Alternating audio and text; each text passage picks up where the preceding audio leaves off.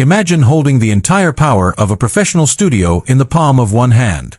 No bulk, no compromise, just raw, unadulterated speed. For years, tech enthusiasts have been asking one question. Is the small tablet dead, or is Apple just waiting to change the game forever? Today, the wait is over. We aren't just talking about a minor refresh. We are talking about the iPad mini M5, the most controversial, powerful, and misunderstood device Apple has ever conceived. If you think this is just a smaller iPad Air, you're dead wrong. The M5 Silicon changes everything. It turns this pocket-sized canvas into a workstation that rivals the MacBook Pro. But there's a catch. A secret Apple didn't tell you in the keynote. Welcome to my channel Tech Launch. Subscribe my channel and click on the bell icon for the new tech updates. Something about the display and the thermal management that could make or break your decision to buy one. Stick with me, because by the end of this deep dive, you'll know exactly why this device is either the best investment of your life or a very expensive paperweight. Let's talk about the heart of the beast. The M5 chip. Putting an M-series chip into a chassis this small is like putting a jet engine into a Mini Cooper. It's overkill in the best way possible. When you boot this thing up, the first thing you notice isn't just the speed, it's the responsiveness. Every swipe, every gesture, every heavy-duty app opens before your finger even leaves the glass. We've seen the benchmarks, and they are terrifying.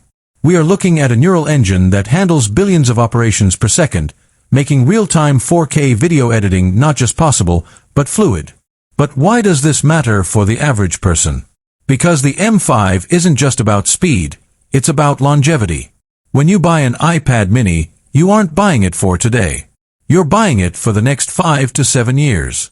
The M5 ensures that while the world moves toward more complex AI and heavy software, your device won't just keep up, it will lead the pack. Now, let's address the elephant in the room, the design. Apple fans have been split. Some wanted a complete redesign, while others loved the classic footprint. Apple took a middle ground that is actually genius. The bezel-to-body ratio has been refined, but the core identity remains. It's that grab-and-go feeling. You can slip it into a jacket pocket. You can hold it on a crowded subway without feeling like you're holding a TV screen. This is the only device in Apple's lineup that truly disappears into your life until you need it. But the real magic happens when you turn on the promotion display. For years, many users begged for 120 Hz. The jelly scrolling of the past was a nightmare for pro users. With the M5 model, Apple finally listened. The liquid retina display is now buttery smooth.